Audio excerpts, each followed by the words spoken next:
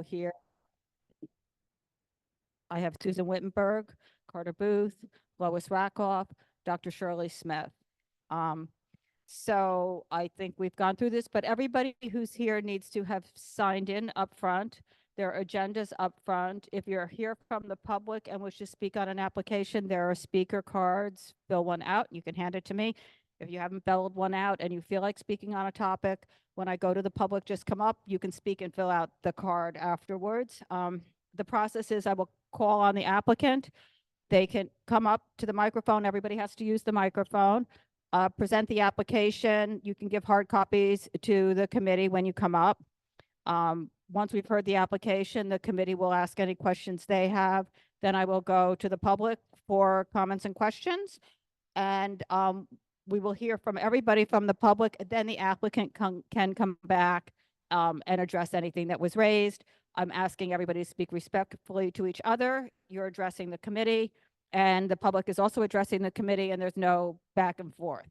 And I think that's it. Again, be sure to use the microphones, and that's it. So the first application we're going to hear is Yakinuku Futago Soho LLC, doing business as Nikutei Futago at 341 West Broadway. This is a Restaurant One application, and please feel free to correct my pronunciation.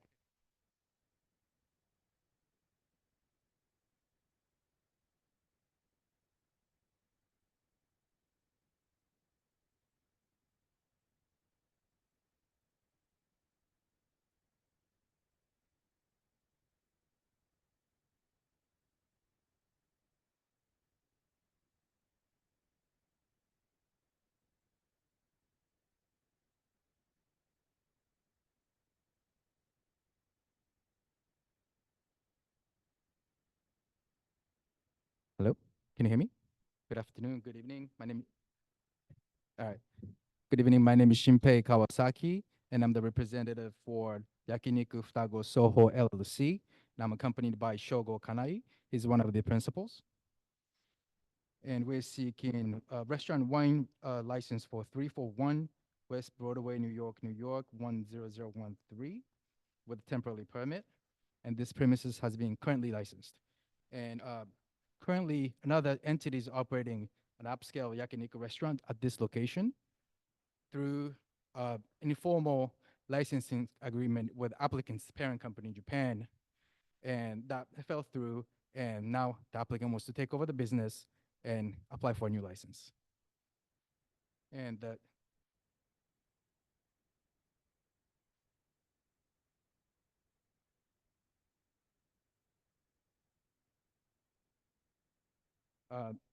Monday closed, Tuesday, Thursday, 5 p.m. to 11 p.m., Friday, Sunday, 12 to 3 p.m., and temporarily closed for preparation, and again, 5 p.m. to 11 p.m. Background music and 38 seats, no outside. And there will be one service bar, no customer bar, nobody standing up.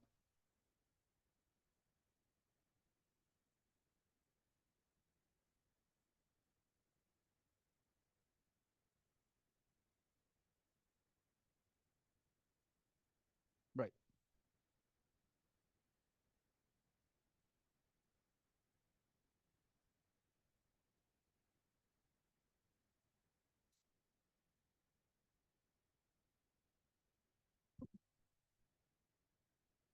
There's two bathrooms on the first floor. No.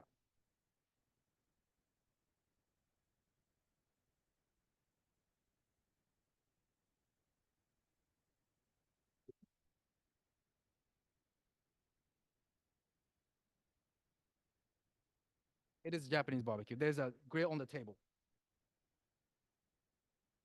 It's going to be same method of operation, same menu, same everything. The owner is going to be changing. I mean, the entity is going to be changing. So his parent company, Japan, is a licensor for this branding, and they operate 100 restaurants in Japan, and 2 restaurants in Hong Kong, and 2 more restaurants in New York, which is one is located on 37 West 7th Street, which is Yakinuku Futago, and another Japanese soba noodle restaurant, 211 East 43rd Street.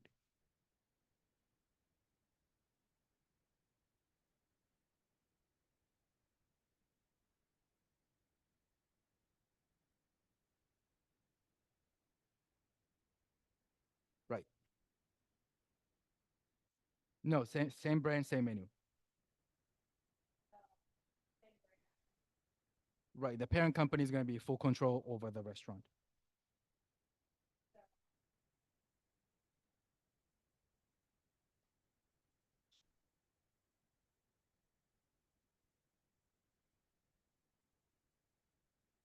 Yeah. Okay. By email, right? Got it. Thank you so much. Appreciate it.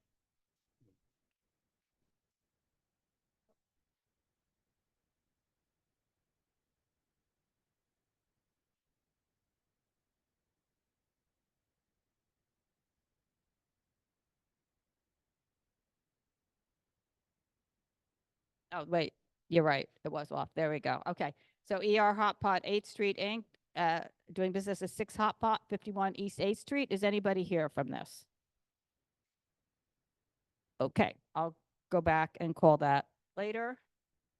Okay, the next application is going to be 343 Broome Tomorrow LLC at 146 Bowery.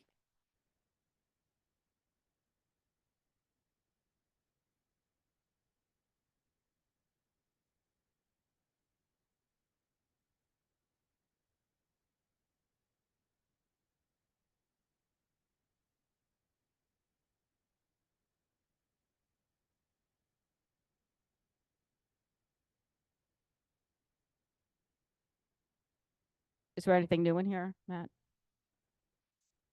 The signatures, yeah, I saw that. Okay.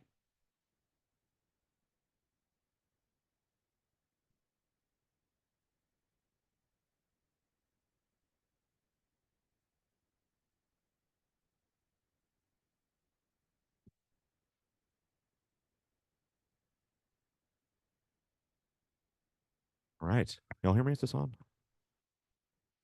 I think it's good. Hello? Hello? Perfect. All right. Hi, everyone. Matt Colton with Hellbound Levy LLP, representing 343 Broome Tomorrow LLC. This is an asset purchase agreement for the entity that is currently Bowery Restaurant Group LLC. So with me, I have Blake Rosso. He's going to be taking over this space. He actually owns and operates the Soho Hotel, which is above this space. And he's owned and operated that hotel the entire time that this restaurant has been there. The current operators can't operate the space anymore, so Blake and his team have been given the opportunity to take it over. Blake, do you want to introduce yourself real quick, and then I'll run them through the nuts and bolts? Hello. My name is Blake, as he said. Me and my father have operated the Soho Hotel. We also used to be in the lighting and furniture business. We had most of the stores on the Bowery. He's an immigrant, came here, taught me pretty much. I work every day, and there's no time for anything else. Now he's in his 70s, so I have taken over for him in a lot of the capacity, and I am now running the hotel operation solely. He's just looks over and gives consent. And at this point, the previous restaurant operator, he had to go back to South Korea to take care of his mother, who was dying from cancer. And unfortunately, she did pass away. And this was right after COVID. The restaurant's been quiet and dormant since then. And he has asked if he could leave the space without penalty. I said, okay. We took over the restaurant. And now I'm in the process of bringing in a chef and having an operational team. But I am the beginning and the end of the decision making. It all lies with me. So other than that, I'll let Matthew speak. And then if you have any questions. Yeah, so we are transferring the exact same stipulations that the previous operator had. I did my best to make sure that they matched as best of my ability. If anything in the application doesn't seem to match what the previous operator had, let me know, of course. But this is 4,175 square feet spread among 2 floors. There's 2,240 square foot ground floor, and then 1,900 square foot basement. There is seating on both floors. There's a bar on each floor as well. The ground floor is more of a standard kind of fine dining restaurant concept, while the basement is more cocktail loungy, quieter. However, the full menu is available on both floors. It's not like you go downstairs and all of a sudden you can't order food. Again, we're keeping the exact same method of operation as the previous operators. The only thing that is changing is the theming of the concept. So it has been operating as kind of a Mexican concept. The new menu is going to be Algerian Sicilian, which is like, think Italian flavors with North African preparations, tagines, things like that. 30 tables, 66 seats, 2 bars, 10 seats. 2 things on the agenda that I saw. There was mention of a DJ. That was just a mistake on the notice. There is no DJ. Also, DOT outdoor dining. That is part of the concept. There will be outdoor dining. However, as you know, we have to apply to the DOT first. They need a food establishment permit in order to do so. So that's going to be added down the line. And of course, we'll come back to get your approval on that when necessary. The DOT application is nothing has been sent in yet. So that's why I didn't want to. I included what the previous applicant had as their outdoor dining. Blake has told me that theirs is likely going to be much smaller. So the footprint shouldn't get any bigger at all. So pretty much, I'm a little bit different from your Okay. normal applicants because for me, we have the hotel business. So my priority is to make sure that everything is quiet. If I have outdoor dining, it hurts the business of the hotel. If I have garbage outside, it hurts the business of the hotel. If I have drunk people outside, it hurts the business of the hotel. So my priority is to create an establishment which is for the higher age group, but I don't want 20-year-olds. I don't want 28-year-olds. Everything that I'm doing is making sure that that does not happen. And I pride myself on making sure that everything around us is clean and I don't have any noise issues. And also that goes with the space, that it's completely soundproofed already. That was done by an engineer ahead of time before the first restaurant came in. So all of the soundproofing has already been done in the space, and we will not be touching any of that. Okay, so I have a few questions, concerns. I guess the first one is the layout is not that clear to me at all. Sure. It might be what was there, but it's not like he's doing the same operation exactly, or. It is going to be, even- they're not renovating the space at all. Okay. They are moving in the way it is. Bar location staying the same, general seat layout staying the same.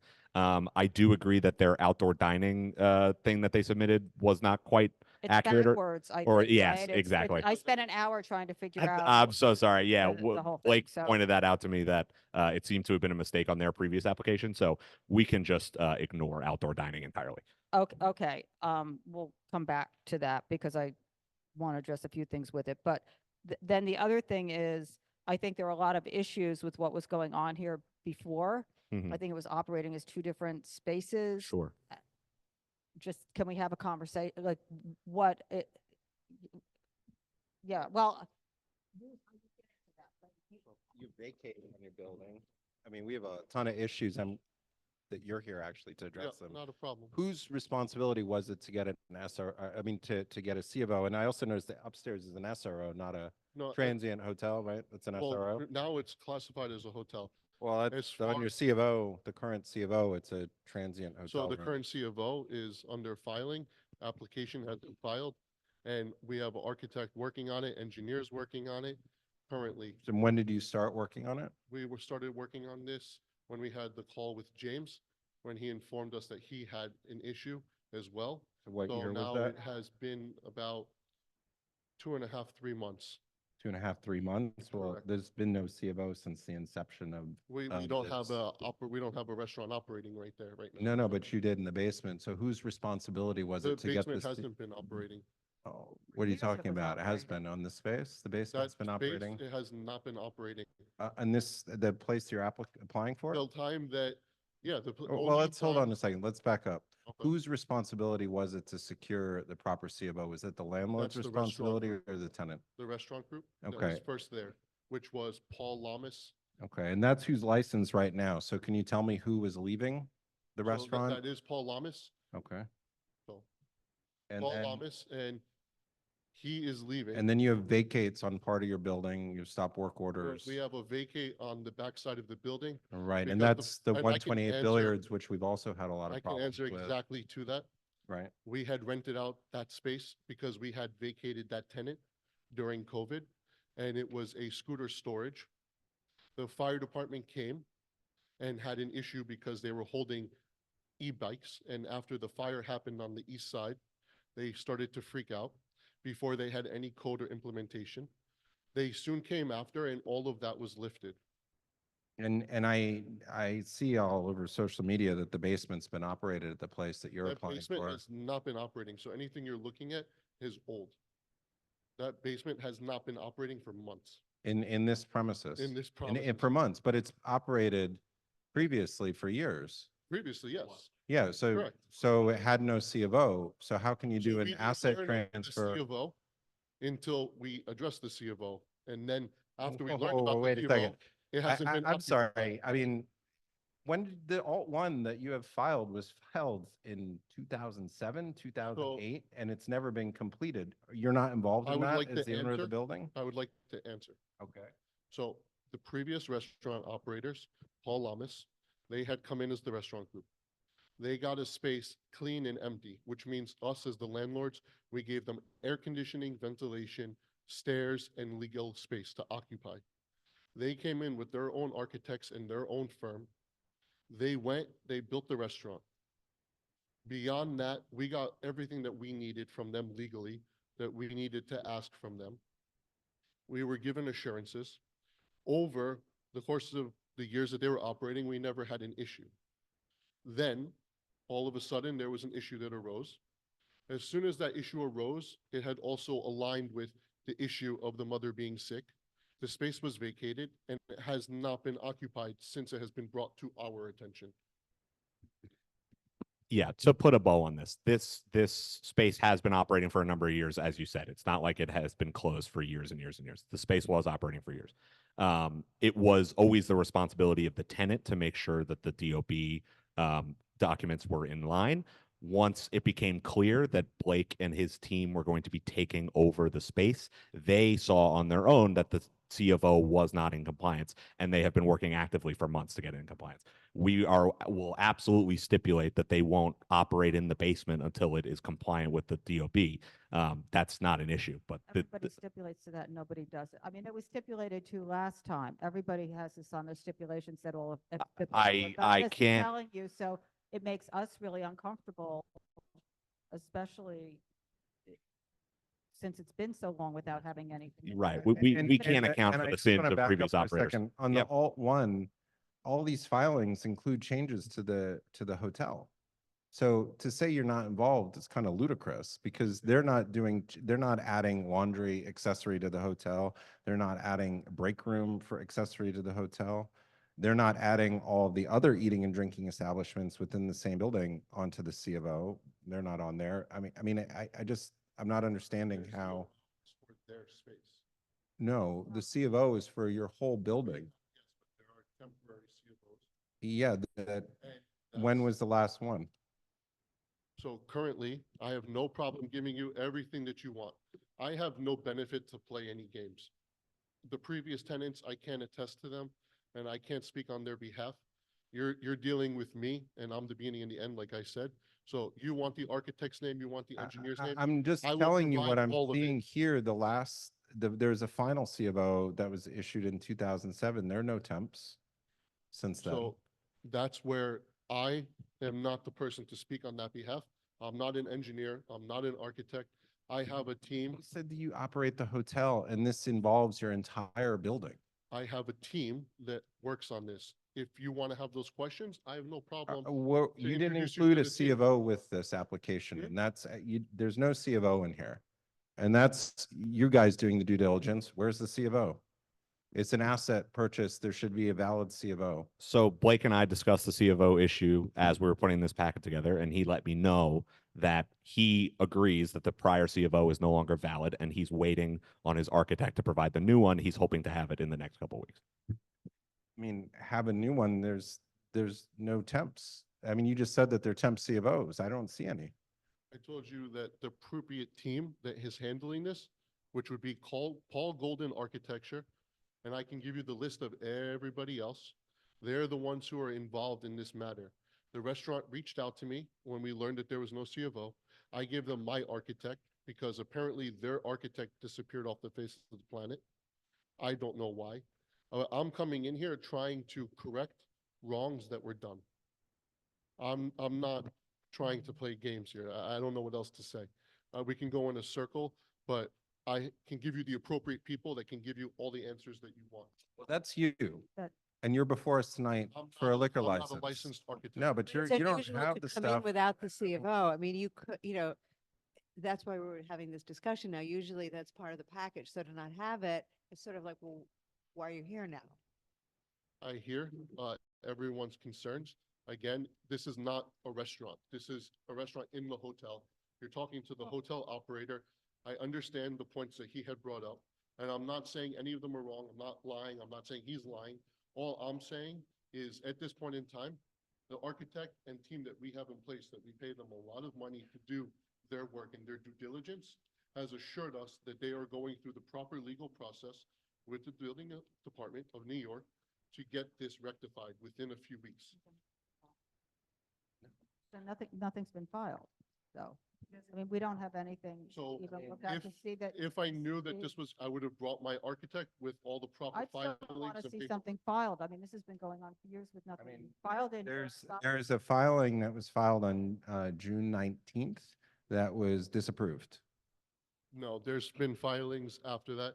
Again, Uh, if I would have known okay. that this would be, I would have brought the architect with the proper filings. You to telling show- me that the New York City Department of Building I'm not- Information System is incorrect on the filings? been I over mean, it. this reflects all the filings, right? Carter, I can completely understand. If you would like us to come back with a filing, we're going to be back here next month for this same applicant because we're going to be applying for a hotel license as well. So if Okay, you'd well, rather that just hear, sounds good. I mean, hear we both also on the don't have same any night. public interest statements on this. It's a 500-foot case. I mean, Yeah. there are how many people? There are over 600 people across all the licensed spaces in this building. Every single available space is a licensed premises. There's also newly constructed space that's for a cabaret that's not used. This was a full board matter, Yeah. initially. The conditions are imposed. Right. Everything that we were concerned that would happen at the location happened. And I everything understand that was that. We can't speak articulated. to that, Carter. Well, no, but you're it's, not get- you're trying to transfer a license where nothing has been done correctly. And just, if I can just say, we're missing any information that's telling us how anything's operating any differently. I have no plan. I have the same exact layout. I have a short menu. I'm just a Sorry. short Yeah, go ahead. menu. And I have nothing that's telling me really a method of operation or anything. So all I have to go by is what was there before, which has a bunch of complaints and issues. Okay, the complaints and issues are news to both of us, or at least I was not aware of this. I spoke to Blake this morning. He said he was not aware of them having any issues with the community board. As far as a different I method, mean, I'll just say one of the things was that when they started, they were one thing operating as one restaurant. I was not on the committee at that time, but went back and listened to the full board hearings. And it was one restaurant, downstairs, upstairs, Mhm. one thing. And then they which is what the switched concept down is to here. Something else that the downstairs was one thing and they might have been named, but they were operating differently Right. and switched again. There are letters from the community saying, is this? So the lack of having something that's telling me exactly how this is going to operate and just telling me it's operating as it was before, where there's no clarity on what that was, Right. makes this very unclear to me. I didn't feel the need to clarify how we're going to be different from the previous operators because I was asking for the exact same stipulations that those previous operators had. Whether they operated outside of those stipulations, I can't speak to. But But- they had signed stipulations with the community board, did and you we s- were willing to agree And to did the you supply those stipulations? apologies. I thought you would have them on I file. did, but I requested a copy if you had them. I never heard back.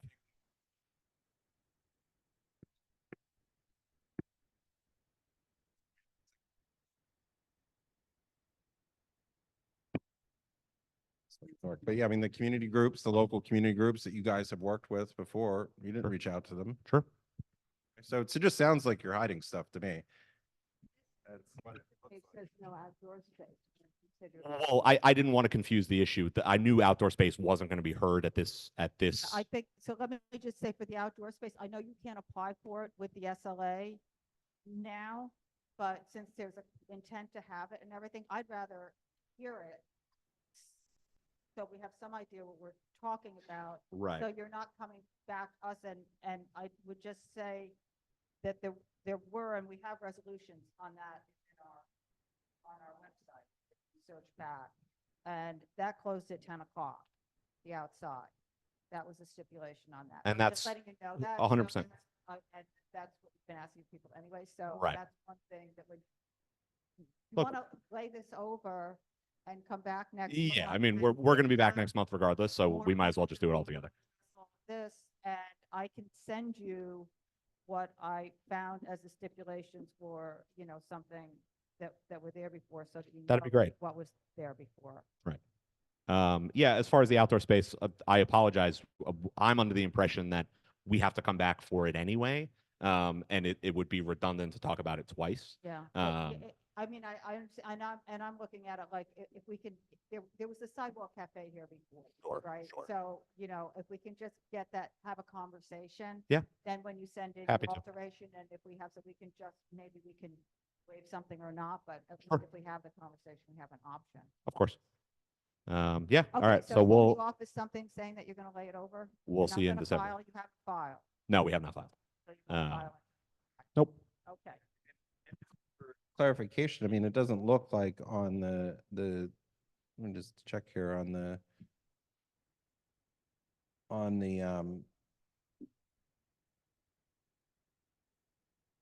yeah, I mean, on the C of O, it's still a transient hotel rooms on on the alt one that's currently pending. Okay, so I can't answer to that because I have no point of reference to what you're addressing. And again, I can only repeat myself. I have appropriate people to handle this. They are equipped to answer this. They know the rules. They know what they filed.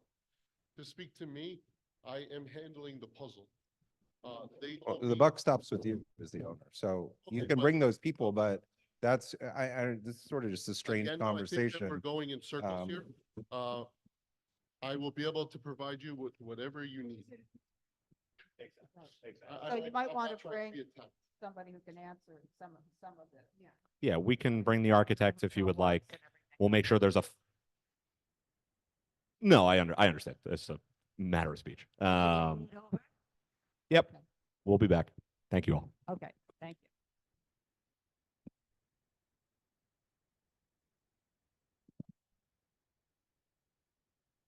I can reach Michelle. Thank you. You've got it? Just one question. Just one quick Microphone. question. If I get the architect to send you everything that is needed, that is in question, and it all matches what you need, will we need to come back for this hearing again?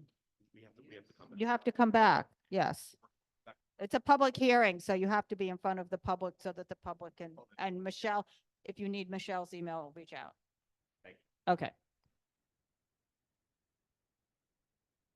Okay, the next application is going to be Talum.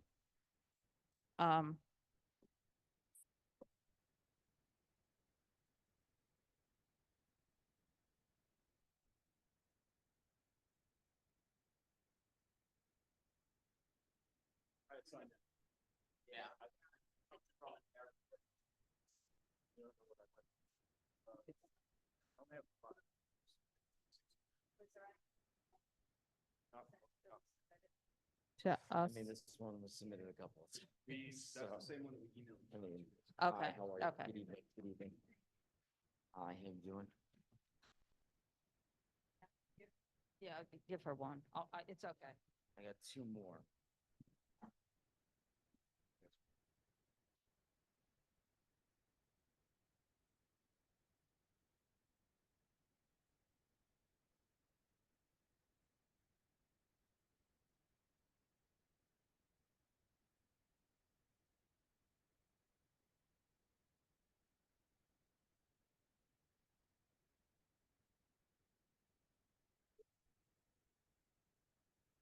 Okay. Okay. Go So, ahead. good Go ahead. evening, everyone. Ken Belkin, attorney for Talum LLC.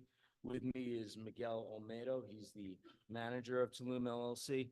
We've been before the board on, I believe this is our third occasion. So good to see you all again. The Yep. first Make two- sure you step up to the mic. Sure, sure. The first two did not go so great. I was only there for the second. And they've hit a lot of roadblocks in opening a restaurant in New York City. The two partners that own this business reside out of state in Virginia and Florida. They had an operating partner in New York, and following that first appearance, the community board, not having nothing to do with that appearance, there was some serious disagreements between the partners. And this resulted in that operating partner in New York sort of being, out of the game plan. And the two partners in Florida and Virginia left to pick up the pieces with an executed commercial lease and all the obligations that come with that, financial and otherwise. So we came before you a second time. I represented them. It was going to be a Japanese restaurant, sushi with outdoor seating. And there were some issues with the community board related to that method of operation. And that the applicants were not here. Correct. Absolutely. And that is why Miguel is here today. And they do apologize for not being here, but the reality is that they have jobs and they live very far out of state. And they have a manager that he is, for all intents and purposes, going to be running the business, nuts and bolts, day in and day out. So he will report to them as they'll own the business, but he will be operating. So that being said, they come before you tonight. They've made significant changes to their method of operation. First and foremost, it is not going to be a sushi restaurant anymore. It is going to be Mediterranean tapas, wine bar. For the SLA's purposes and the purposes of their license, that doesn't change the type of alcohol that they would be selling there. It does force us to have to amend the application of the SLA, and those amendments are reflected in the 30-day notice that was served on the board, as well as the packet in front of you. So, I know you want to get to Go it. ahead. Also of note, they have given up on the outdoor seating. They have heard your concerns. I've had very frank discussions with them, and this was not an easy decision to come to. So I hope you'll consider that a tremendous act of good faith on their part. And I do just want to emphasize, they have incurred very significant financial obligations. So, it's not been a perfect situation. They want to work with the board to get your approval. And with that, I'll open it up to Miguel if he'd like to say a few words, or if the board would like to just ask us some questions. Go ahead, Miguel. Yes. Maybe. Good evening. Thank you so much.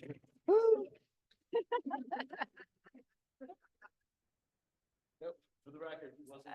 Certainly not what I was expecting. And you can, yeah, it raises up There and you you go. can They tighten it. do. Okay, thanks.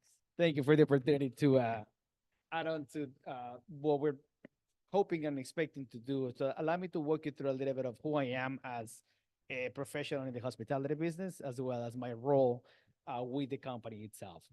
I live in New York City for the past 22 years.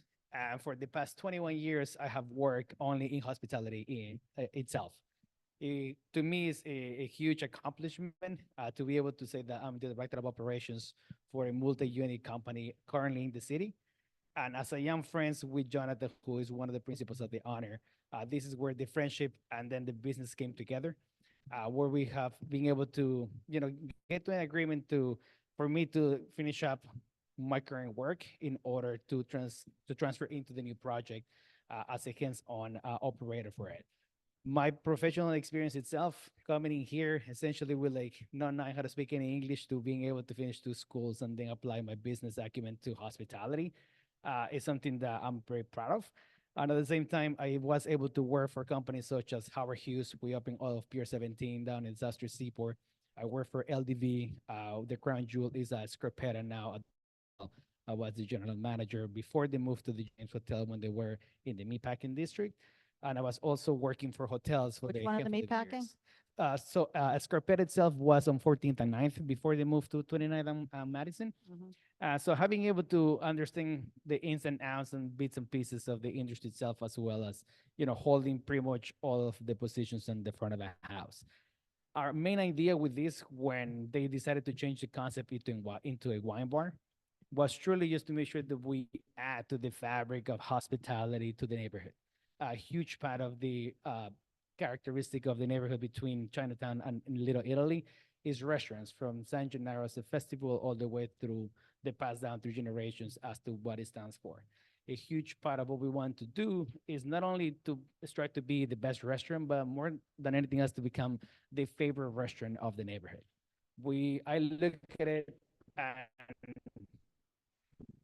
Jonathan and Scott share the same vision as an extension of a kitchen or a dining room where we can create experiences, and more than anything else, make sure that we are being fair, that we're being polite to our neighbors, and also to pivot and make sure that we comply with any questions and or requests, because we're thinking of partnering up with like the local cheese companies and the local ice creams and desserts in order to become more sustainable and create growth and create jobs and security, as the city is a little crazy lately. So we want to make sure that everything that we do there is truly just making sure that we are onto that rather than anything else, and to be part of the solution. I know that there has been some wrinkles that needed to be ironed with this application and this business itself, but at the same time, I'll be more than happy to answer any questions you may have. Okay. The hours are, The hours of operation, ideally, we're looking for a max of 1 a.m. I understand that might be a little bit late, so I have also mentioned to them that we're aware that if we have to finish at midnight, that's something that we might be okay doing. However, 1 a.m. will be ideal. Yeah, of course. or just into the microphone, right? 1 a.m. will be ideal in terms of being completely done, not 1 a.m. and then start wrapping up. Otherwise, So when we're asking, just so you know, when we ask for closing hours, we mean all patrons gone. 1 a.m. Okay, so the application said 2 a.m., so that's not, The application, if you see on the same application itself, on the hours of operation as to where we're going to be serving is until 1 a.m. That's it. but Oh, the license is 2 a.m. Correct. That's for the tavern license for the wine and beer. So we'd be happy No. to amend that. we don't. I don't, they haven't signed in. If any, I'll just, okay. So, Yeah. right. No, the space is vacant right now. Well, who's been there? Well, we're waiting for one last permit to be able to finish up all the build out. It's been open. As far as I'm concerned, we haven't really been doing anything there. Haven't been Yeah, really the doing place anything? is You just, haven't done- I it's mean, under construction right now. what about San Gennaro? Did you do something during San Gennaro? San Gennaro was a special location. Yes, we did have, no, like the, I think that the other or one of the partners came into town for that.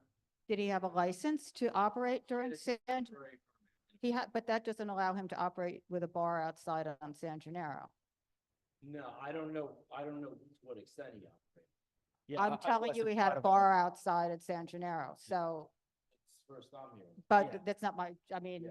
No, you no, know, that's a good question. that they should, Well, right. I mean, the space apparently has been operating, but this is why I'm just going to say, this board has spent an inordinate amount of time on this application. And one of those two gentlemen who's been involved from the beginning, I realize they're busy, they work and everything else, but we're all busy too. This is that important to them, and it's been over a year and a half of tracking them down with my long list of things. They should have the courtesy to show up here, honestly. I mean, they really should. This is what I said to you almost a year ago. And our calendar dates are on there for months in advance. And so you can bring that message home to them and what is your percent ownership in this? Myself, Yeah, I don't, yeah. none? I don't I'm have, I'm just looking at what, Just the manager. okay, so that's not what we have in the amended form that was submitted to us. It says Jonathan Ross, Scott Eddington, and Jose Miguel Almeida listed under as the corporation or LLC, LLP applicants. So he's not a principal? So it's going to have to be amended again. So he's not a principal. So this is, He's the manager. of the authority. but this is what, but a manager with authority, does he run the money or not run the money? And so then he's not really making, he's the one who's sitting there, but the people with the money are the one controlling what he's doing, hence a bar set up during San Gennaro with alcohol, without a permit for the bar, as far as I can tell. So, and his name is listed on the amended thing, Yeah, but it is listed, note that he's a manager. Yeah. On the application. but I don't see that. I mean, I'm just looking at what you, It says, where? I'm not, also, right under his name, title, manager. Page 5 of the SLA application. Copy submitted. And I do understand the board's concern that they're not here. The only thing I can say is that they do live very he's far still out of listening. state. For you to say. it's- I'm sorry, we went through this last time. I'm not going to do this again. They live far out of state, but they don't live far enough out that they can't sign a lease for a space that they have no way of running. So if they're that far out of state, they never should have signed a lease in a state that they can't seem to get to. It's a 4-hour drive. It's a 4-hour drive. And I even mean, they have what every you right had, to sign. what leases. you had already, but But- you also They have indicated, every right. They can sign a lease, but but you indicated something to us, which is the concern, is that you said one of the partners came here during San Gennaro, I and believe. I don't know. information that I'm not- we have, including photographs, show that there was And I'm a gonna bar take that set back. outside, Yeah. and that's improper operation. That's why we have a concern. Right. And, you know, That's a that's, valid concern. you know, selling drinks to go, having a bar set up outside, you that. that's, It's a valid these are, concern. but these are the issues that keep coming up, and it seems that every time, Well, I don't think this issue came up once before at all. well, no, I said issues, and that's what I keep saying, but the principals Actually- aren't here to address them over and over, I and that understand. becomes. And the they- concern. Businesses all throughout the they city. tried, The owners do not appear in front of community boards because they might live in foreign countries.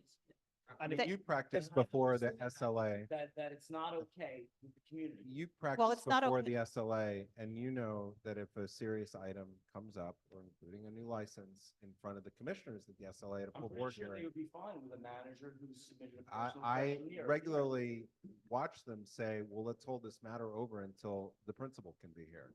That's the regular occurrence, and it's the same thing at the inception of a license. Here, I mean, that's the norm. I think. we it's- don't usually hear it. I would take the message back to them. So- I'm I just think saying, a big part of, So- they're having incredible difficulty getting it. whatever. and- So, and so I'm just just at going the- to then go through my other things with the application. So before, question, the original 30-day notice was for a restaurant wine. Yeah. Now, the past two 30-day notices were for a tavern wine. Yeah. correct. So we had to amend the Yeah, application. I'm sorry, but you have to, there's a in the second mic. microphone. Yeah, You no can pick problem. it up, but So we everybody had, needs to we use had it. to amend the application because upon submission of the photos, the SLA did not find their food preparation area to be sufficient to legally qualify as a kitchen. So it's sort of like, it's a ministerial thing. It's not changing the type of alcohol that they're legally allowed to sell. but it is changing the designation from restaurant to tavern. But it's not gonna be like a place where people go to get messy. It's Okay, gonna so be- then I'll just keep going. The last time it had a bunch of tables and was sushi and that. Yeah. This time it has a few tables. The kitchen itself has, wait, hang on one second, because I wrote it down. Has 3 ice bins, 1 4-foot low prep area, 1 ice maker, 2 dishwashers, a 3-door refrigerator, and no kitchen. It seems like everything in there is really about the bar. Yeah. There's not a lot of, in the current diagram, there's a long bar, there's everything behind the bar that's ice, 3 ice storage Yeah, things. if you take a look And at, then there's a drink ledge, and then there's a drink ledge, and there's very little food items. Of course. So, and you called it a wine bar. it is, So I'm just trying to, what was originally presented to us was a restaurant with sushi. Then I believe until you started speaking, what I heard was it's more Mediterranean, Mediterranean food restaurant. Basically, it's just the menu has sort of changed. And you're calling it a wine bar. Wine bar is different to me than a Mediterranean restaurant. And looking at the layout, it's very bar focused. I understand. Yeah, no, I understand the concern, and allow me just to like elaborate on that so I can give you like Yeah. the vision of the concept. So the Mediterranean wine bar is because the focus of like the way that we're gonna be building, and there is a copy of a solid idea what the menu is going to be like attached.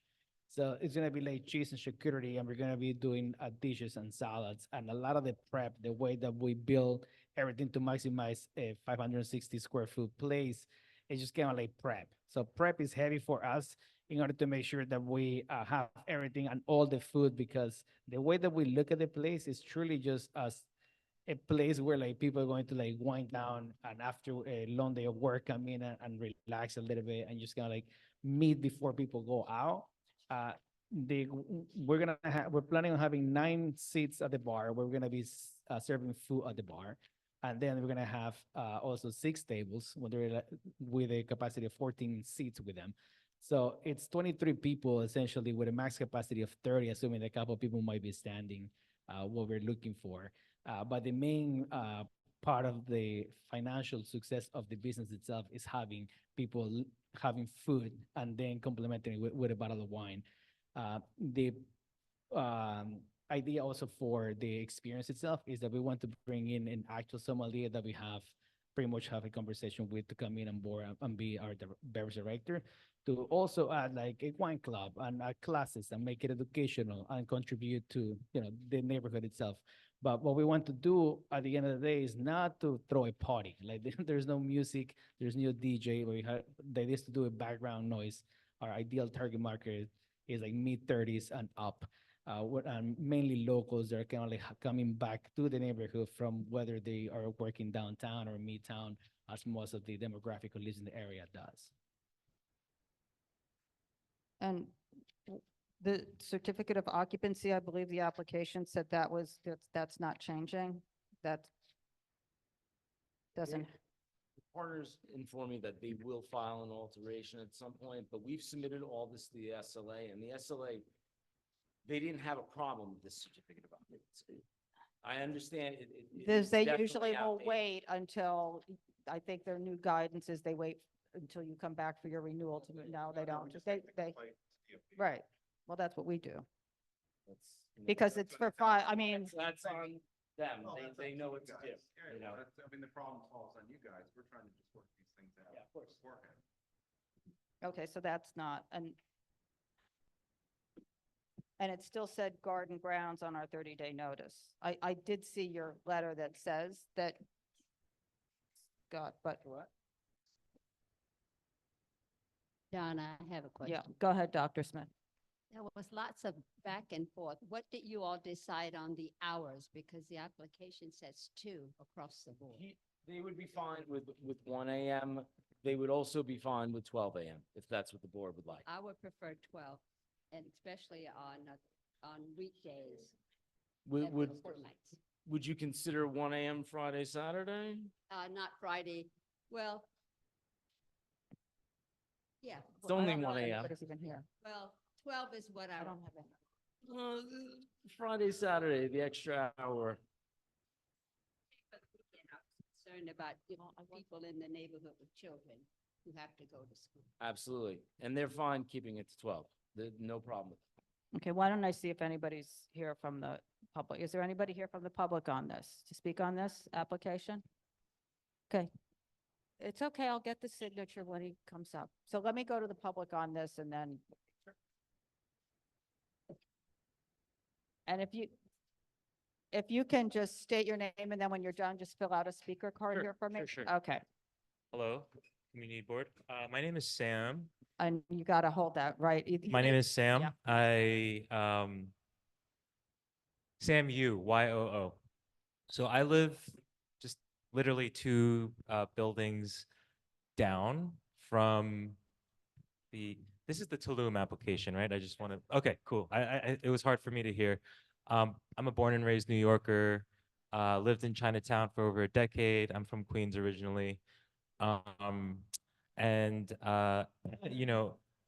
was actually glad to hear that you withdrew the outdoor part, because we live on the backside of the building, and there was a bar on Mulberry Street, which is even further than where we are, and they would illegally throw outdoor parties in the back, and it would really be awful for us and the neighbors and just everyone who lived there. There's a school literally right behind on Central Street.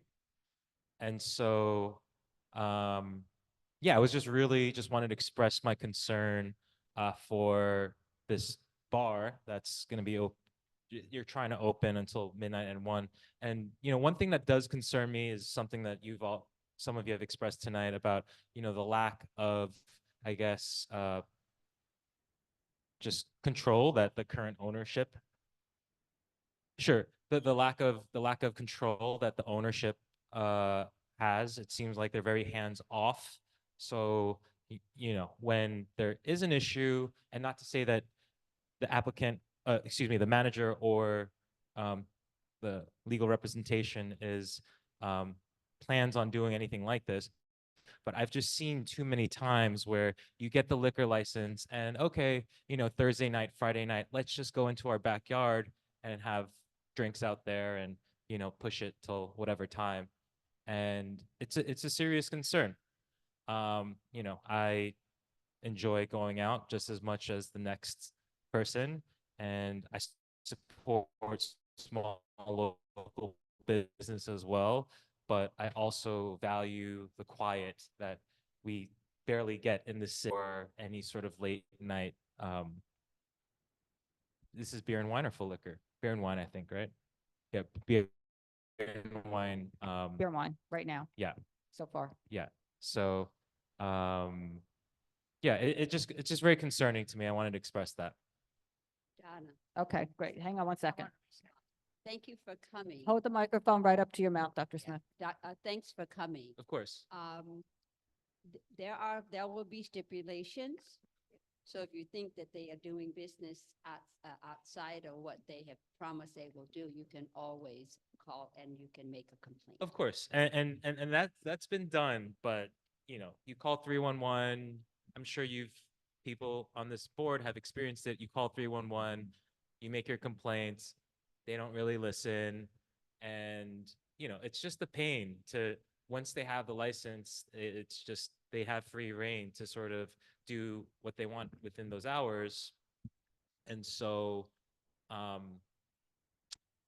it's difficult because if they are operators with integrity, I'd be able to have more faith and trust that they would abide by whatever you allow them in terms of, no outdoors or whatever it is. But the fact that they don't come to the previous board meetings is just an added concern that they're not hands-on and they're not taking ownership. So it concerns me that if they don't even care enough to be here, why would they care about anyone on that block who lives there? Yep. Yeah, Right. I just want to to um, consistent, I'm just looking off. I mean, it sounds correct. The complaint was filed before permits were issued here on the Department of Building website. So that's consistent with what you were saying, that there was work done on the premises before any proper permits were secured. The complaint, or for certain things, the general wiring was received afterwards, the interior renovation was received afterwards, the plumbing work, all that work was done after the complaint, those permits were issued after the complaint was made. Sure. So I think that's. Okay, Lois for Sam here? Well, when the applicant comes back up, you can ask them the question. Okay. Great. Does anybody else have a question for Mr. Yu? No? Okay. Thank you, Thank everybody. you. Could you just do me the favor and fill out the speaker card so I have your information? Thank you for coming. Is there anybody else here on this application?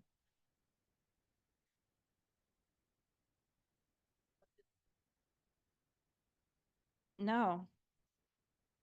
And as an aside, What? go ahead. I'm sorry, I got here late. Can you just tell me what, is this about the whole place again? No, this is Talum. Oh, I thought it No, 340, was, yes, it was. no, 20 Bowery, and he said yes, so that's why. no. So the 146 Bowery laid over. We just heard them It was laid over. next month. I mean, they came, we talked to them, they laid over. Now, 183 Bowery, what is the cross,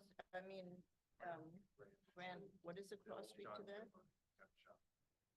Oh, by the, yeah. There's a problem with that. It's a very residential area. Should I Microphone. Step closer. Yep. Hi. Very residential area. There's also, it's right by Mulberry Street. Am I correct? Okay. So that's kind of nuts. And it's always very busy, and it's very hard to live in a place like that. And you're amongst buildings that are landmarked and buildings that should have been landmarked and are being preserved right now because they kind of crumbled, but they shouldn't have. So yeah, the community is opposed to this application. Okay, thank you. Yeah. Okay, you can come back up. And just so you know, we received a few letters in opposition. Some of these people had been here before, complaining of work being done without permits, illegal bar parties, selling alcohol during San Gennaro. It's the space often being concealed with garbage bags to prevent visibility, even when there were eviction notes on the door. So that's, Michelle, do you need to come back up and then, okay. So is this the building where the bottom was? But you dug need out to to- come up to the microphone. I can't hear you, Let it- especially. Is this where Aliva was? Is this the group that took over the building where Aliva was on the ground floor? and No, caused that no, to- that's a different one. That's a different one. Okay. I get them both confused as well, but yeah, no, it's a different, it's a different one. Okay. So many. Okay. Can I ask my question now, Donna? Yes, you please? may ask your question now. Okay, Lois. Jose Miguel, Yes. where do you live? I live in historic Queens. And how are you going to be a full authority from 10 a.m. to 1 a.m. or 12 a.m. 7 days a week? Well, I'm planning essentially like I do my job right now. So I will probably be there from like 11 a.m. to 9 p.m. 5 days a week. And then the sommelier who will be my counterpart on operating the boots on the ground to complement the other part of the week itself. So we can have someone always there, because the biggest part of my involvement with them is exactly to make sure that we don't find in these situations, because there has to be someone in here essentially making sure that everything gets done, from complying with what we're asking for to also making sure that we are listening to the feedback, not only from the community board, but from the neighbors as well. Because closing hours are very fragile in Absolutely. this neighborhood. And if you're not there and then we physically see you and we don't know the applicants, we haven't physically seen them, how do we know that your counterpart will close appropriate hours? And actually, he's the one that, or she, they handle the money and the receipts as Absolutely. well. So- So, how is this gonna work? There are a couple of ways to do this, essentially how we operate a restaurant or in this case. So there is an end of the night report that gets timestamped. So when we run the last report for the close out of the day, that cannot be past the closing hours in this case. So if we're agreeing to 1 a.m. and someone is running a report at 1:30 a.m., then clearly we have an issue. What was the last sentence? No, I'm saying if somebody's running an end of the night report from the system where we do all the transactions, we're supposed to be done at 1 a.m. and the report has a timestamp every time you run it. So if the report itself has a 1:30 a.m. time, then clearly that's something that we're in violation and we have to rectify and because do you- disciplinary action with the staff. And if that means termination eventually for that person, then termination it is, because number one, I'm not trying to like paint these unicorns and rainbow and just tell you that everything is gonna be great. What I want to make sure is that I'm honest and I'm transparent and I hold everyone accountable to what we're applying for. Because as I say, I have lived in different neighborhoods in New York City and I run in different restaurants and every place has its own set of challenges. But the one thing that is the most important to build a relationship is trust. And trust is something that's gonna get built. So to us, is like this is the square one to make sure that we comply and we follow everything that in this case is being asked from us, and I want to make sure that we honor that. So your staff will be out of the premises Correct. before 1 a.m. or midnight. Yes. They're not gonna hang out and they're not gonna have their friends come over No. to hang out and then leave because you're not gonna be there. So how are you going, I'm like talking to a ghost right now. No, of course, and I appreciate the concern. The way that we do this, or that I have done it for the past 10 years, is if we need to be done by 1 a.m., we do last call essentially an hour before we're done.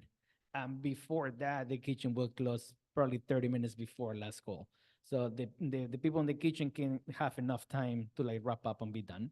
And then we also have enough time to like don't kick people out, because that's not the idea of the concept, but gives everyone enough time to like kill the music, turn the lights on, say thank you, and close in order. That way, and we have cameras, we have the security system. So we do have like checks and balances for the health of the business itself. And again, it's a small team because the place is only 560 square feet. So the entire staff that we're gonna have there on the roster is about like 7 people. Thank you. Of course, thank you. I'd just like to say, Mr. Yu, They're speaking to us, not to him. Everybody's well, addressing the committee. anybody, their concerns, they withdrew the outdoor seating. This is not a place that's gonna be open late. This is not a place that's gonna be a problem. I really don't see that here. I think everything they're asking for is totally reasonable. I understand there is a DOB violation. There's an allegation that they did work without a permit from September of this year. I will bring that to them. I'll make them aware of that. They were not aware of that. I was not aware of that. But again, I'll go back to this is the problem. If they're never around, it's like they have no control over everything. And when they are around, they're throwing parties I or understand somebody that, but is. the fact of So, the matter is, I mean, in New we don't York- have a lot of applicants that come to us, especially after dealing with the application for a year and a half, with issues like this before they've even opened. I don't think that a work without a permit is a serious enough issue to deny a beer and wine license with a closure. No, it's a potentially compilation. At 12 a.m. with It- no outdoor seating. I don't think anything they're asking for is unreasonable.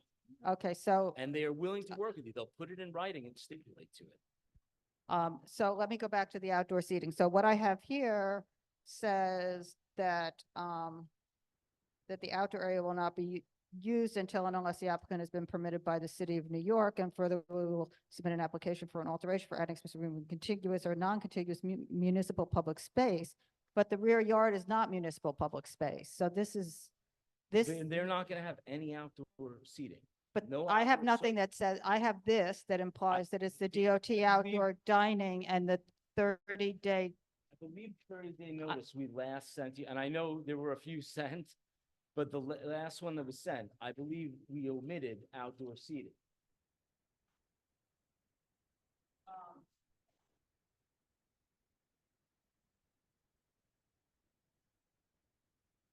I could pull it up. I would put that on a stipulation, and that's If you want, I what could it pull would it be. up. But the one I have October 29th, if that's the last one was October 29th, or 10/21, it got to the office October 29th, has garden grounds checked off, which to me means rear yard, not the sidewalk and not the roadbed.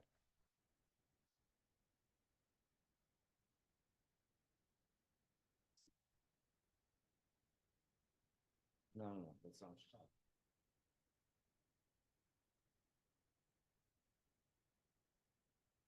If it does say that, that was an error, and we And will you'll make correct it. another amended Yeah, 30-day I know. I'm notice, gonna blow my um, brains out. for that. And then, okay, and then I wanted to know when you were hired by them to Myself? yourself, yes. Yeah, so, Miguel. yeah, I know, one of the owners, for a couple of years, when I was doing a consulting down in Florida. That's how we, became friends. And then, I have been involved with them essentially. I am not like 100, I haven't really signed the dotted line just because I am still employed by my current employer. However, we do have an agreement where I'm like with them as, like, in this case, like the manager wants all the permits and everything gets done. Just because I need to have personally a realistic timeline in front of me to make sure that we get everything in order. And I also have a responsibility to my employer currently right now. But we're doing everything together on a schedule to make sure that everything gets done. As I said to you, to me, it's important that everything that we're doing is correct because I'm going to be the face. I want to be the guy boots in the ground, and I don't want to be blindsided by any of these things. So that way, So you're not full-time there now. as soon as we finish Thanksgiving, I'm gonna be pretty much full time with them. Okay, and what kind of contract do you have with them? I mean, because It's a- now we're basing this since we yet have to meet Yeah, it's a these standard people. general manager contract with them. So So, if they decide they want to hire somebody else, now we don't have the manager that's in front of us. Right. Well, we would agree, if you want to put in the stipulation, that any change in management, we would certainly let you know.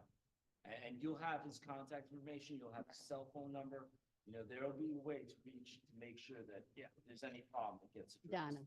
Okay, and then the other thing is that He's probably better than the owners, in fact. 'cause he has well, so such a- far, at least he's shown up, and that's No, more no, but respect than they seriously, have. because He has such a lengthy, a long track record of experience in the hospitality industry.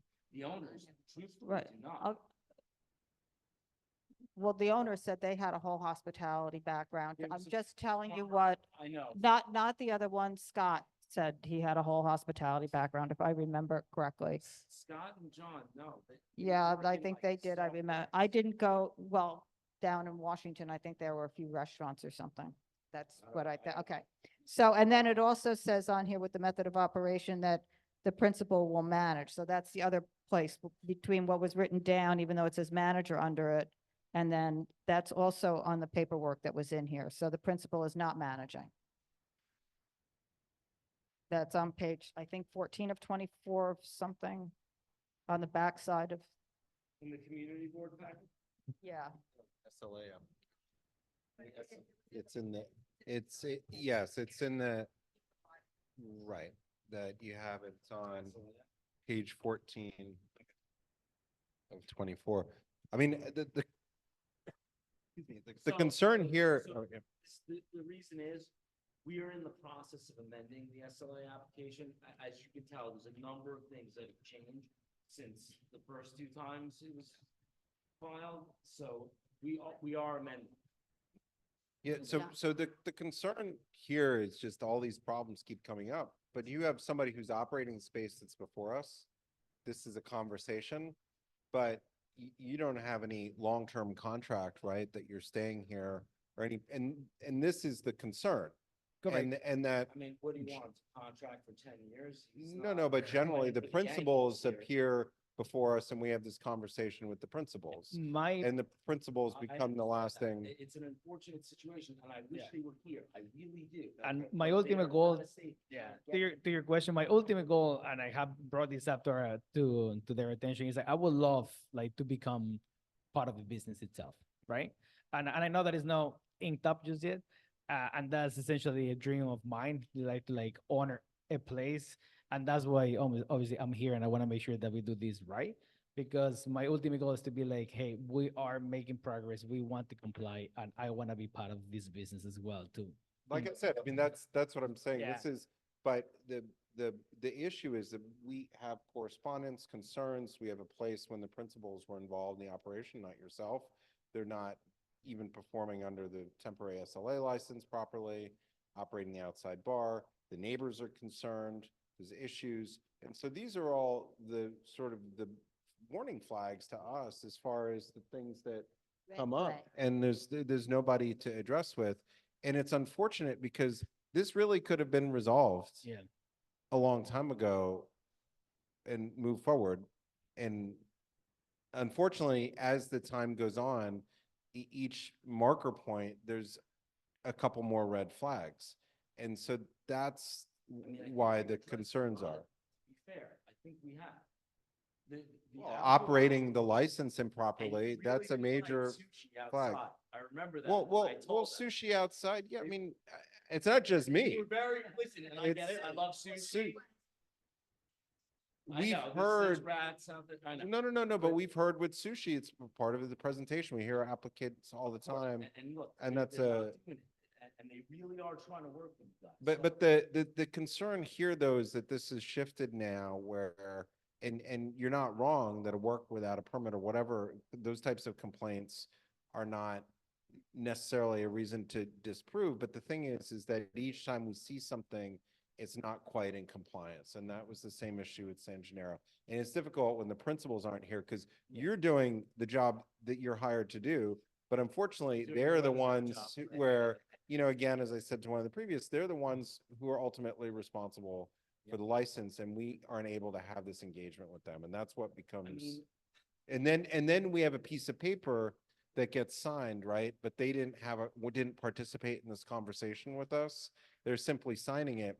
And when there's an issue down the road, they weren't part of the conversation. it's fine. I understand, but the issue is, and it's just like Chairman Fan said recently at the last, full board meeting at the Liquor Authority, the issues need to be addressed on the issuance of the license because it is very difficult to resolve later. And there are already a couple of flags, this doesn't say that it's reasons not to, but that's why we raised the concerns with that, and so because we'd rather people do what they say they're going to do than have to resort to enforcement. That's very simple. I mean, and I think most people and neighbors and operators want that agreement. This is what we're going to do, not to have to go back to enforce something, right? I mean, it's just between business partners. Nobody wants to go to court. Nobody wants to make complaints, right? Right. Right. So that's why I just bring this up. It's hard when they're not here to have that conversation. I get it, and I hear that, and I've conveyed that message, but I'm just asking you all to please be reasonable and understand that if it's so difficult for them to get here, imagine the financial obligations and the losses they could be facing if they don't get licensed. I understand there are red flags. I'm just asking, have a little bit of mercy on them. They're not asking for 4 a.m. They're not asking for full liquor yet, as you pointed out. I don't know if and when there might come a time, but they're not asking. They're asking for a chance of beer and wine, very reasonable operating hours, no outdoor seating. I'm definitely going to bring up the issues you raised about San Gennaro. And the work And that I mean, we've works. got a number. Dr. Smith, did you I want to almost go? forgot the question with all of the talk back and forth. You Make were sure you saying- put the microphone. You right were up there. saying that one of the, this is to Roberto, your name is? Your name is? Miguel? Miguel, I'm Yes. sorry. You were saying that you actually got involved in this because one of the principals is a friend of yours. Can you identify who that person is? Yeah, that is John.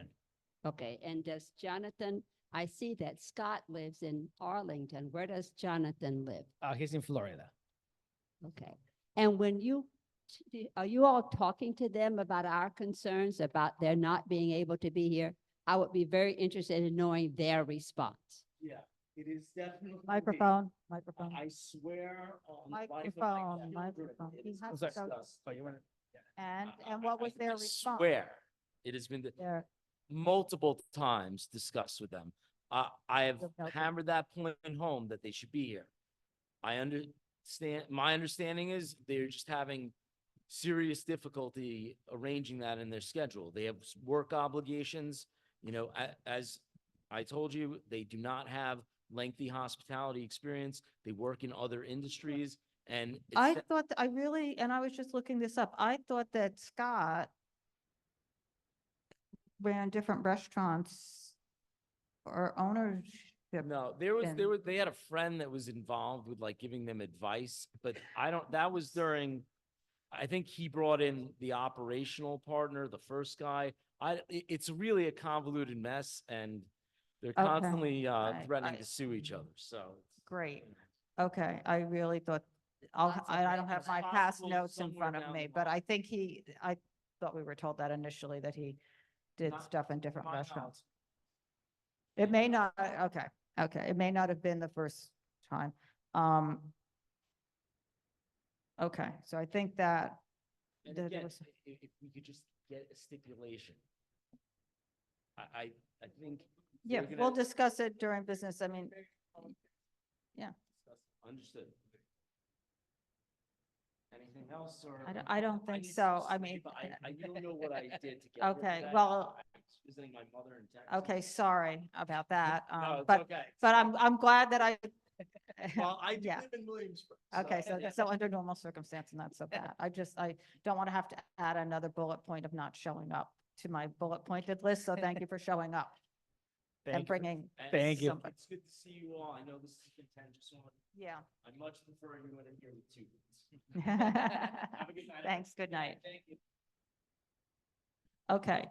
The next application is going to be EWS 90 West, and that's 90 West House and Street Cellar.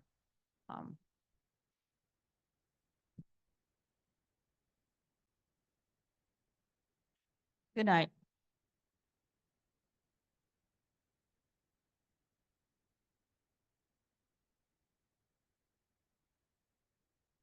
Is there anything different? Has anything changed? Oh, okay. Thank you.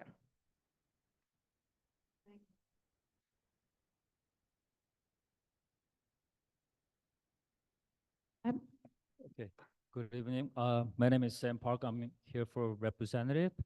I'm here for EWS 90S INC. And the applicant is right next to me.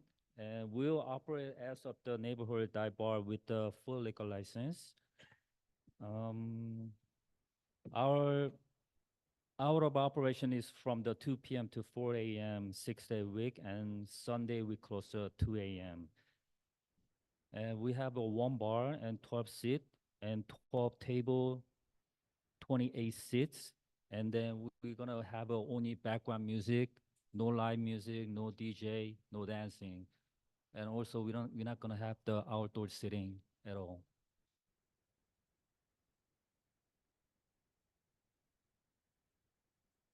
Okay.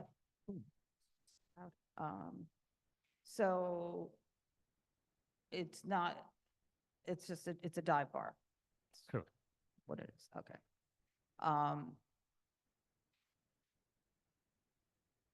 The previous occupant there was a restaurant that was open till 1 o'clock. Okay, it's possible to give us opportunities to 4 a.m. It's possible then. And the ones right next to you are 2 other bars that are open till 3 a.m., 2 a.m., 4 a.m. Yes, my applicant is as you see the applicant, and then he's operating 3 other bar Uh-huh. the nearby, and then they're open everything same hours, the 2 p.m. to 4 a.m. So if you give us a opportunity for same thing, and appreciate. And so are there any issues with the other, tell us about the other bars, how they operate? Sure, absolutely. My name's Frank Scotto. It's a pleasure to be here. Thank you. Okay. Yeah, we like to say they're just neighborhood bars, very simple, but we don't, there's no crazy drink specials, buy one, get one, or any happy hours or reverse happy hours or anything like that. We also strict policy of not giving anything away. The staff that have been with me, most of them between 6 and 11 years. So it's just a neighborhood bar. It's just a neighborhood bar. What was the question again? I'm sorry. I guess that was the question. Have there been any issues with any of the neighborhood bars? Yeah, no, I have not had any issues that I can remember with anything. We work pretty closely with the landlord and phone calls like that. All the landlords have my cell phone number, personal. I'm the only owner. I don't have any partners. I don't have any investors or anything like that. But the local police little task force, the community Yeah. guys, the younger, I forget what they're called, but they usually come in when they're assigned new roles. They come in, they get my phone number, but I haven't heard from one in, I don't know, probably 7 or 8 years. So what about 311 complaints? Do you know anything about that? Not that I know of. I don't have a list of those phone calls to me or to the bar or anything like that. Okay, I'm just gonna say that for your 3 other places, there are a lot of them. A lot. With noise, and they go up until recently. This isn't just COVID. This is 2024, 2023, 2022, 2021. There's problems CB3 with fights and stabbings and brawls at Clockwork Bar. I'd call that a problem. Yeah, no, you're right. And CB3 is or that neighborhood Clockwork, it is a little bit more edgy than the other 2 bars. It started in 2013. The neighborhood has always been a little bit rough, and there have been things that have happened there, but in the end, nothing that was directly our fault. It's a But tough, if you're having it's a difficult fights and neighborhood. stabbings and brawls at your bar, how But is that? that stabbing didn't happen in the bar, though. It happened right outside the bar? It happened in the street. Okay, It from seemed to be a people motor leaving the vehicle. bar? No, it was a motor vehicle Okay, thing. Yeah, it's still, yeah. I'm trying to understand why we need another dive bar right next to 2 other bars that are open late at night. What the public interest, I don't see a public interest statement for this. What's the public interest in that? Well, I think we'll serve that, that community that goes out for shows, pre-show, post-show, not too expensive. It's not a very expensive cocktail bar or something like that, but, I have 3 other bars that have been open. I know the license. But I guess part of the issue that I see with this is that it's residential there. It's zoned residential there. There's a lot of residences. You already have 2 late night bars right there. And if you just go around the corner and start going up into Bleecker Street, you've got a ton of that sort of activity right there. So this is now pulling this down more so than they already have there into this residential area.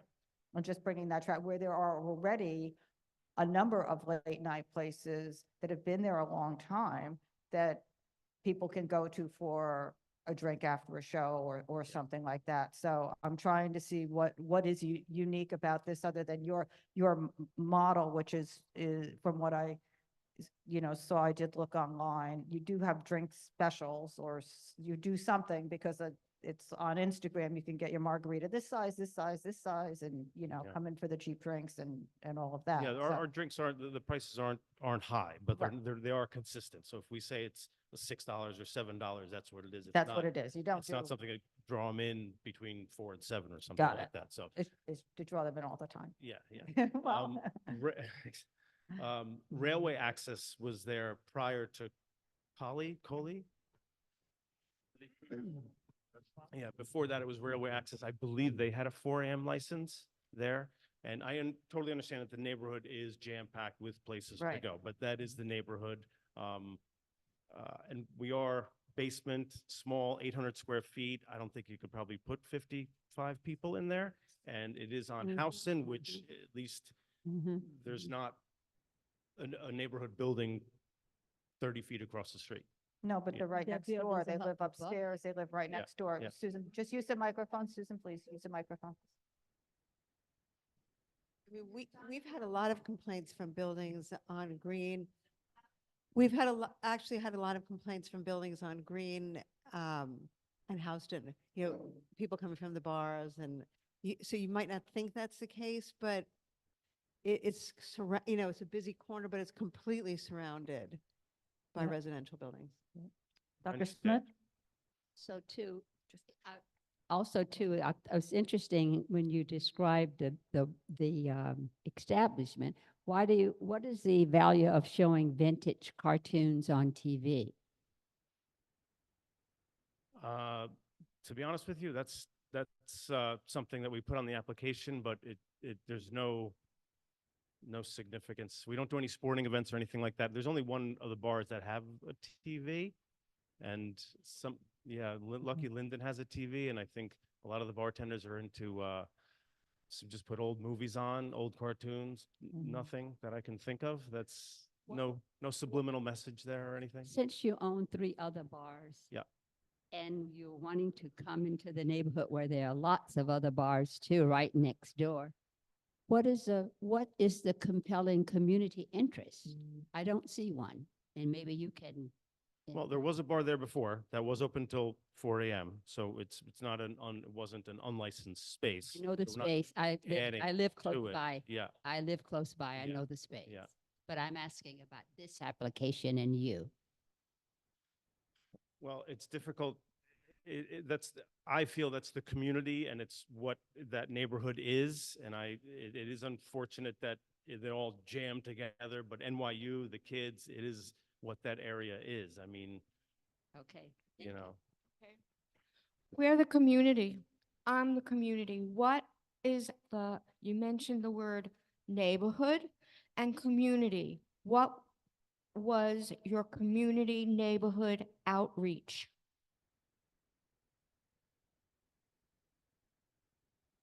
you guys did the emails?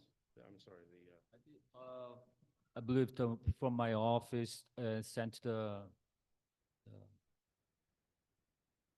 email to the Block Associate. Do you know which one? Yeah, but we don't get any response from them, anything. Name of the abclicense@gmail.com. No. What was the name of the block association? That I believe I don't know about that right now. I just my coworker sent to the email and then Block Associated. I believe there's only one, the Block Associate, right?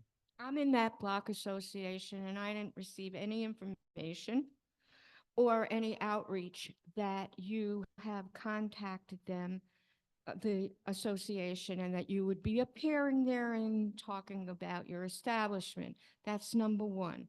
Number two, there are people that live above, human beings that are residents that live there. Plus, I don't mean to dump on you. I'm sure you're really nice and you have good things that you want to do, but I'm looking at your menu, and for a full liquor license, offering chicken wings is hardly viable to 2 a.m. or 3 a.m. or 4 a.m. And what else? And Caesar salad and chicken tenders. The thing that I think is the nicest thing is that you will have cartoons and you could show it and it could be a neighborhood thing. That's lovely, but I don't see children coming there at all to this place. So I think that you should reevaluate your interest in this spot, or offer more food or limit the hours, because there's no reason for you to be there. As you see, that's the actually proposed menu.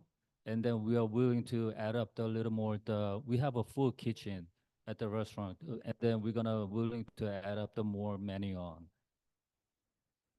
But it's basic, I mean, there's no reason to say, you're a dive, I mean, I will, at least you're honest with what you are. You're a dive bar, so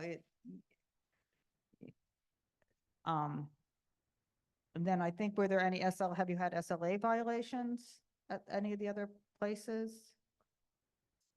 Not that I know of, not that I can remember or anything like that. No, I think You start owning. I opened Clockwork in 2013. I opened Strangelove in 2017 and Linden a couple years ago, 2 years ago. Because I mean, there are violations, liquor license violations at Clockwork in 2022. It looks like You there was mind some telling me failure- what they were? failure to conform to application. That was, I There's a think, $3,000 penalty. I did get something. at Clockwork. Historically, you'd had a $1,000 penalty before that, from 2017, and that looked like that included maybe an appearance at the liquor authority. I don't know. It was a disorderly premises assault on February 11th, 2017. Yeah, that was a fight, correct, yes. We did go and, they didn't, that's what came of Now it. you yeah. forgot about it, just going up there? I I did forget about that one, I'll be honest with you.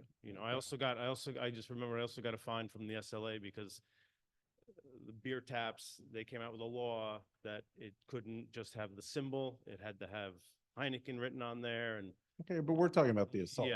Yeah. And just, I mean, I just filtered the 311 complaints for East 53rd Street. There's 199 noise complaints.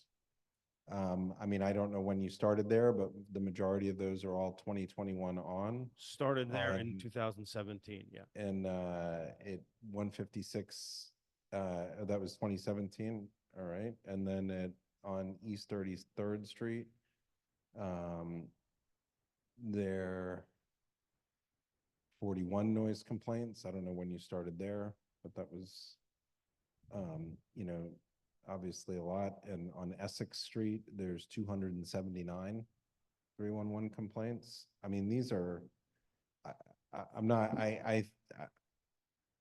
it's a lot. I mean, that's somewhat unusual. There's video of your bouncers beating somebody with a table.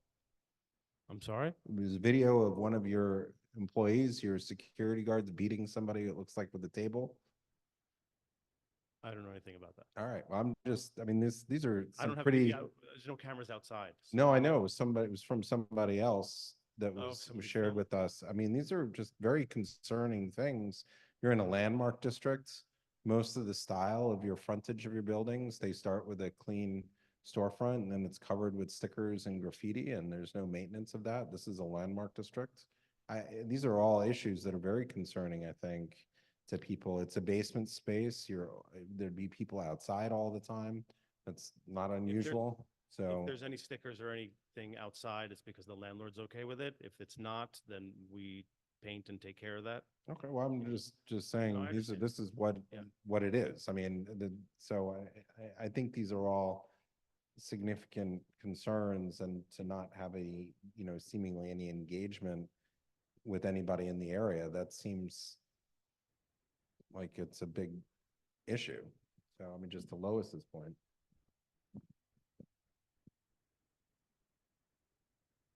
Okay, anybody else have any? Dr. Smith, did you have anything else?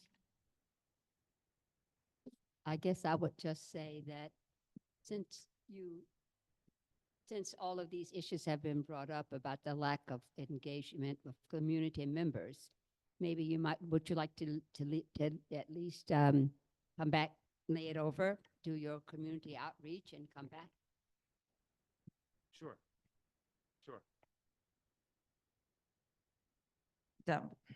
Okay. Yeah, and to say, and I think that during that time, you could perhaps explain to us why there's so many 311 complaints at your other establishments. all of them. I Well, mean, it's these are. not, I'll be honest with you. I mean, if we're talking about noise complaints, it's probably people outside. You know, it's not, we don't have any live music or any I DJs or understand, anything but like that. I think you'd be hard pressed in our community to find establishments that have this type of volume of noise complaints. And while each one on its own is separate, the amount is a monster red flag. And this is a public interest space. There's nothing particularly compelling that's been offered, you know, as far as providing public interest here. The style of operation, I mean, it is challenging because there's already issues in this area, and this really drags it around the block. And this block is typically significantly quieter than the corridor on Bleecker Street, which is where these establishments are. And interestingly enough, and that's generally limited to just a few blocks. Actually, it's not the whole area. So I think characterizing the space as this is where things are is a little bit of a stretch, because this is expanding it as opposed to, you know, being in line with anything that's there, because it's really pulling it around. So I think there's a lot of issues that even just meeting with the community is not necessarily going to resolve, because we just need to understand a little bit more about what's happening, you know, at the other spots, because I think that this is the similar type of operation. It's the exact same method of operation. Okay, Okay.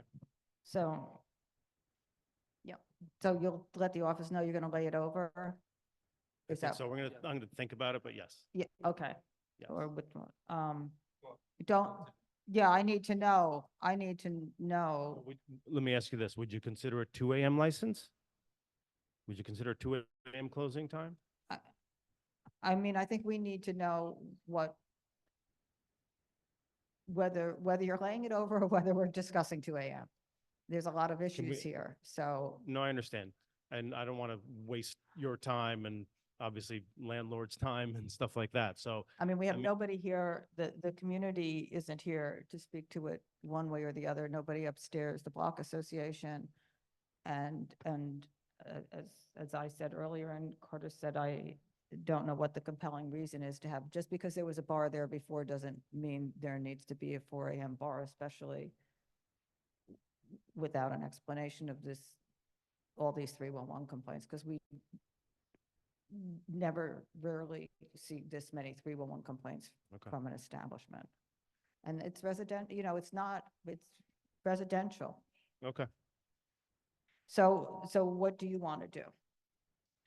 If I would ask and you would say no to 2 a.m., then I would probably just withdraw it.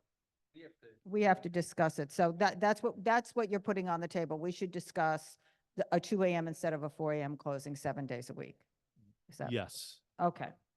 Okay, that's what we'll discuss. But there's Thank one you. more question is, when we operate after 1 year, can we come back for discuss about the We operation? don't have, everybody can always come back. It doesn't mean any answer is any different, but anybody can always, he wants to know if he can come. We don't promise anything, but he's asking, his question, first he said we should evaluate 2 a.m. 7 days a week. Okay. Then his question is, can he come back in a year from now and ask for 4 a.m.? We don't have any control over we can't tell somebody they can't come back. Anybody can always come back. It doesn't, Guaranteed. it doesn't, I totally understand. got it. Okay. Okay, thank you very much. Thank you. Thank you. Thank you. Okay, then I'm going to call ER Hot Pot 8th Street, doing business as 6 Hot Pot at 51 East 8th Street, in case anybody showed up from there. Okay, and I think that's it. Is there any new business? So we'll take a break. Okay, that's it. Yep, that's it. We'll take a break and do business session.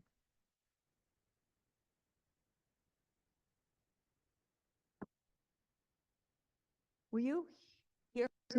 Are you just here to listen? Okay. Yeah.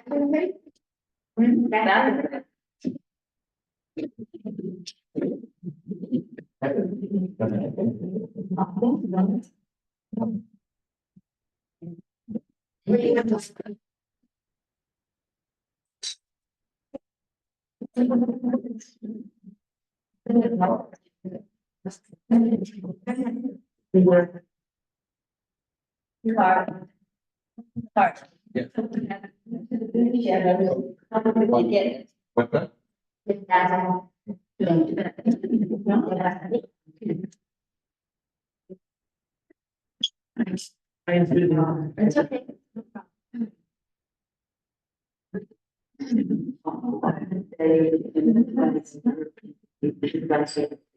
You are right. Yeah, I'm going to do that.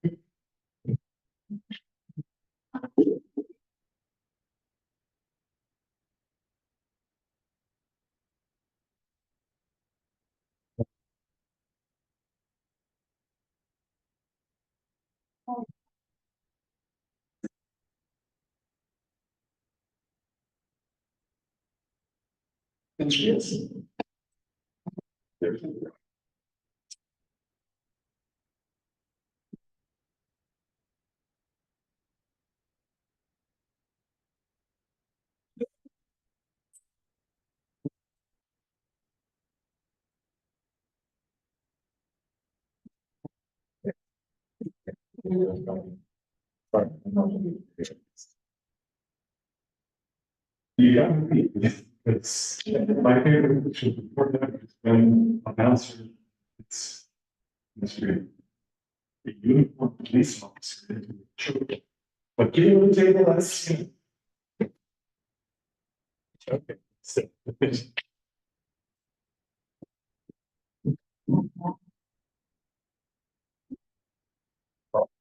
It's on.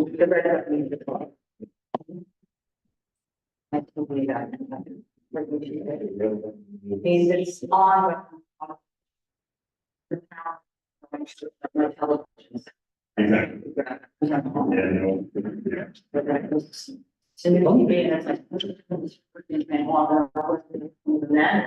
Because he wanted to. Manual was translated using like Google Translate, so it's simple. I think it's easy. We had like an office.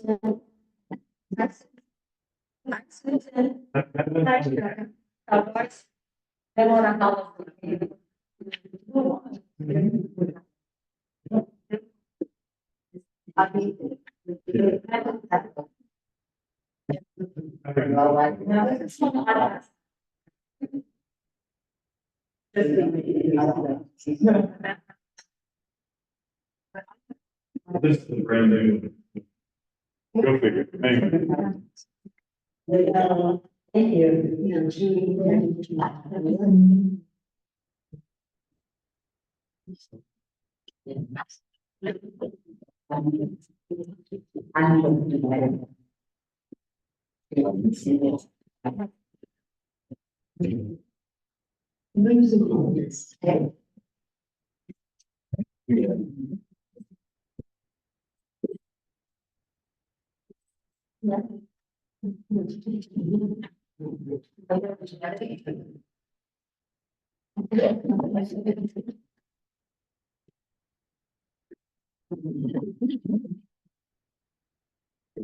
Are people ready?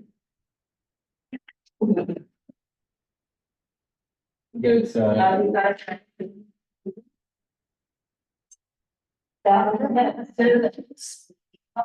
Yes, are you ready? I'm ready.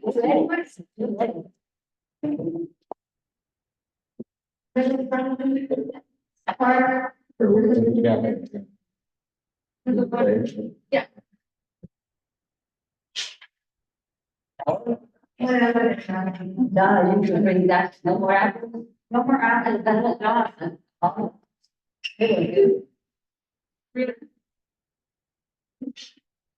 Okay, this should be the bill. Okay.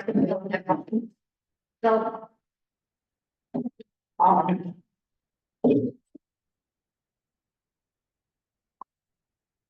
They'll start with the one that didn't, one that didn't show up.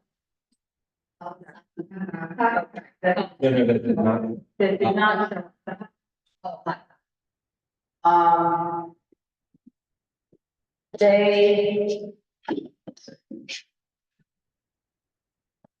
They sent everything. They said they were going to show. It's a hot place. They have.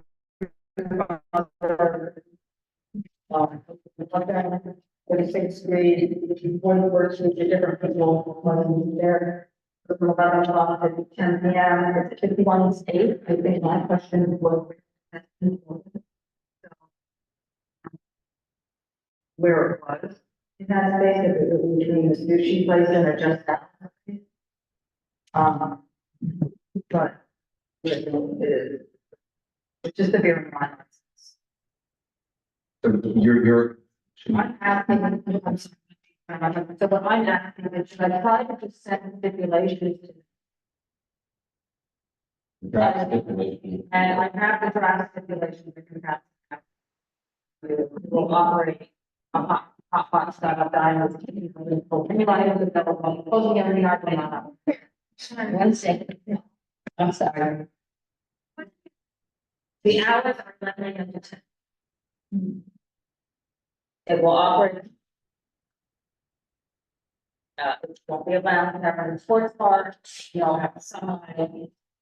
Music, television, disposable boards, and music at time. No patient occupancy or service to the basement. Will not install French doors and opera doors, not make changes to the facade. Will comply with your city department of building regulations and concurrent. Required permission certificates, no unlimited drink or unlimited food and drink specials, food department, food beer, are usually DJ, limited to other events, etc.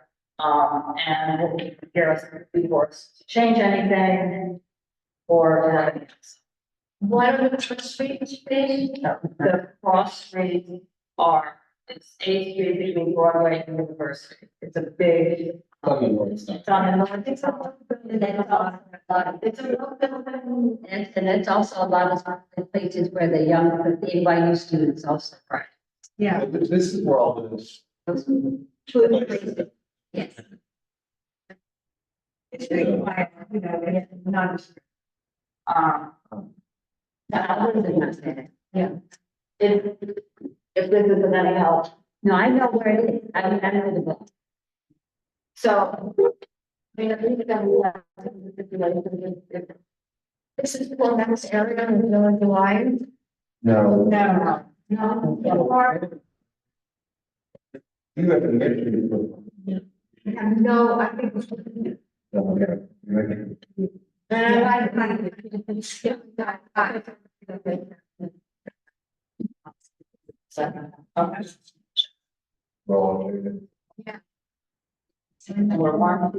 And they're the usual.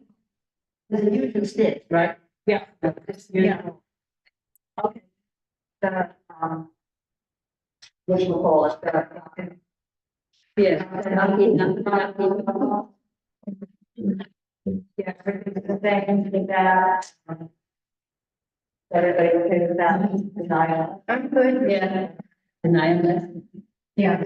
Okay, the next one was 343 room. It's significant issues. Going over. The lighting. That building has had 5 liquor licenses in it.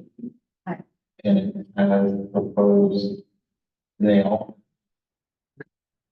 And the proposed numbers for the change in the building, which I don't understand what Talum was saying. Part of it, but enough that it's over 500 people, between all the places. And 128 billion top cal. The years is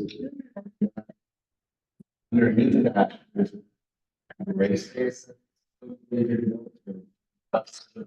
So But I don't understand how this guy can think, I don't know. And he was so, it's like a team, you know.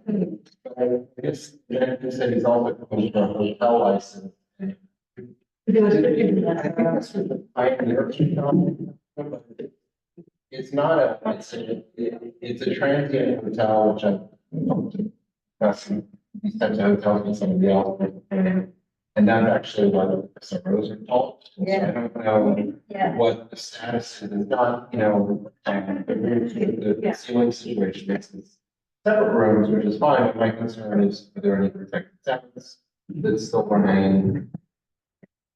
There's a lot of different things going on. It's breaking the bottom so that I'm hoping they will address them.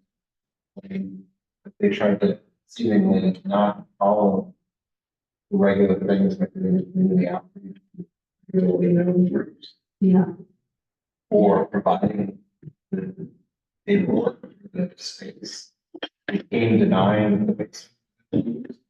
Use regular, in fact, basically. There's a lot of issues. I'm just bringing that to everybody's attention when we hear it again next month.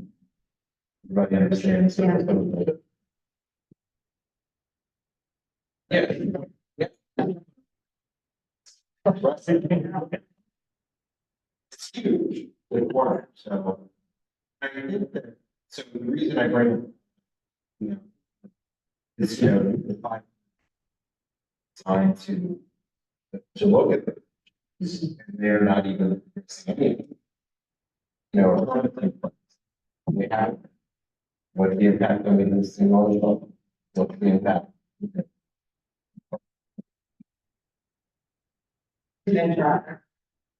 So it turns, and this was originally denied. And then it was approved on the reconsideration. In part because of the up.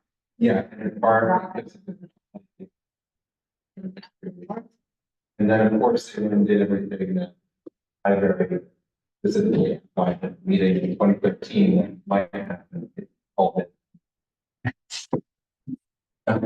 So we'll see what happens with this. Yeah, they can like it. Okay, then we have our two people. We can do a little discussion. Science declarations. Yeah.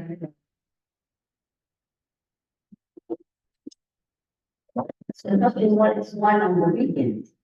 No, they said the phone.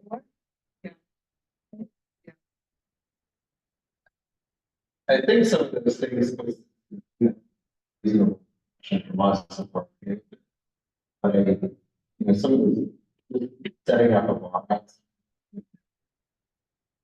I mean, You know, this is like. the problem I have is that are all down there. I don't get into the products there. That do not. Very good down there. And I think why don't we all send in there, that's enough. And we became the first one for this, and they've been writing letters since, and I think everybody also was very frustrated. Because they keep not showing up and laying over, and we don't have anybody. And if you notice the question I asked, what are these people saying who own it? And they never responded. They just, and we've never. Yeah. But actually, it's problem, it's not so much, you know, this time. There's nobody from the neighbors, you know, somebody to go talk to, but with that said, we do have a manager who did express interest expanding his role on advising. It is a beer wine application. These issues are not reasons to disapprove the license. Necessarily, generically, could be because they're not. And what's interesting is the lawyer, you know, I wonder when it will take. Well, he's involved in it. And Miguel too. No, yeah, it came on recently. Because the lawyer was there all the time.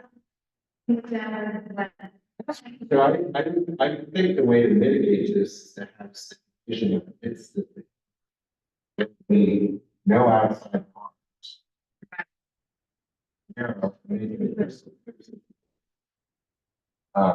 Because, you know, you can't go back. Deal with that, just that they won't have, it doesn't mean that they can't, well, they're not having an outside seating, so. San Gennaro will be this. And also too, to come back to us if there's a change in management. I'm just wondering why one of the. Yeah, but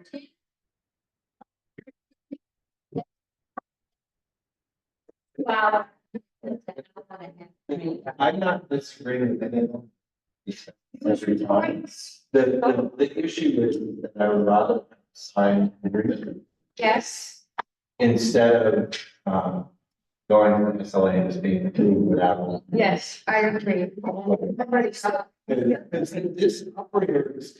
Yeah. If he's one that's up there. They already have.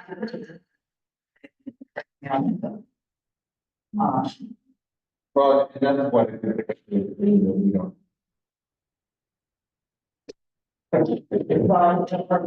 So, but what you were saying is we want any change in manager. Yeah, principal. I mean, do they have to come here? I don't know. No. Do they have to provide the names of the, any managers at the end of the night? Say it's not gonna be. No. About that a little bit, I believe that they have to provide the SLA because the principal is not managing.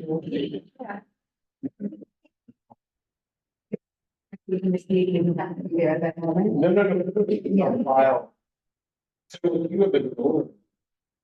My understanding is they're the principal and the manager. Where, you know, it stops them, you don't have to register your manager. These guys are. You have to submit the manager. It's not there too. No, yes. The other one is just. It's what they did. Yeah. We just, so we're not an eye on us. Yeah, this. Right.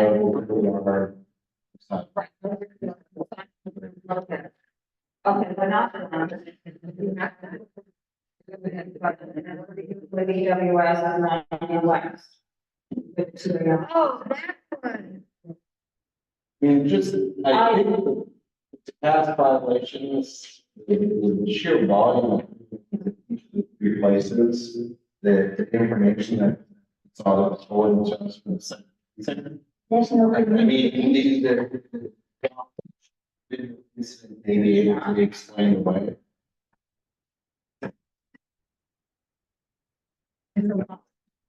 Significant, there is one we asked, Donna asked that. And then And these are not aware of it. It's also a concern. Yeah. And my other issue is just that this type of business is really outside of the world where there are impacts from the operations is really bringing it into another. I'm not sure that that's particularly compelling. Sheer number of these. Right around it, and right around it used to be the Philippine place that never really. Right.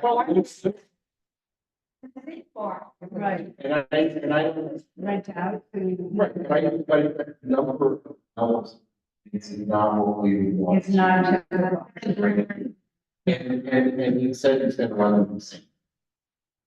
Well. So. You know, it's not just saying no. We get. You say, well, we are saying.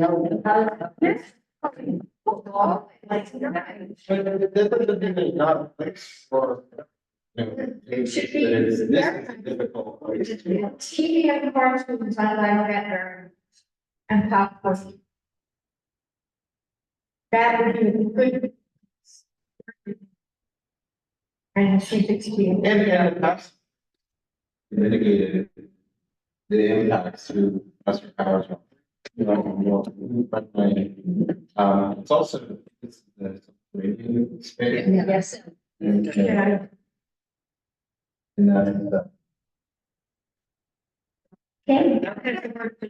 Yes. Thank you. But they still didn't write it off. No, they did. No? I I got said, it. take it over, you want to do the other. Yeah, so up to 9. yeah. Alright. See it yesterday, but those. Email. Which they all go on. Right. Yeah. So. Right, so this, we have to be very cautious in that. You know, when they have that outreach. The thing is that this is the type of thing that engenders this discussion in order to address all the. At least the difference. In the people in the building. Okay, you know, they. Yeah.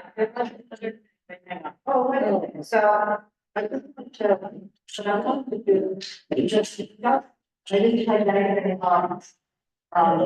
But, I might try to put, you know, we're not getting, we're gonna get hit at some point with the bus stop or driving, people just adding the out. Some of these locations I've had before in the build program thing, so I'm gonna want to take up like almost an abandoned situation that just says. To the fact of, you know, you'll comply with all the rules and regulations of the dining at NYC, you'll think it's 10 o'clock, or maybe it's 10 and 11, you know, because a lot of places we're closing at 11. Right. Before, so, and we're X number, no more than this many chairs and this many tables, final goal, seated patrons only with no music, TV, speaker. I think that. So the idea was. Look at these and just waive the appearance with this kind of stipulation. I don't know if you agree, yeah. Because what's happening, because the city is taking so long to review these applications. And the next season is just like, we don't think about it, but it's just. Yeah. a month away. Yeah. Then we're gonna. It's gonna give. And then in order to get a license, it's minimum. So, I mean, any of them that we think, you know, that we have to involve in, but. They probably, and the ones I know we've had complaints about, or the ones that do, there's some, you know.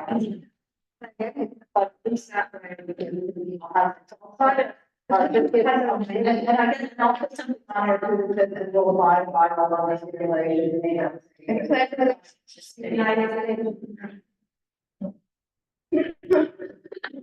Okay, all right, good night, everybody. Yeah. Okay. More night. There, I don't know if I can use again.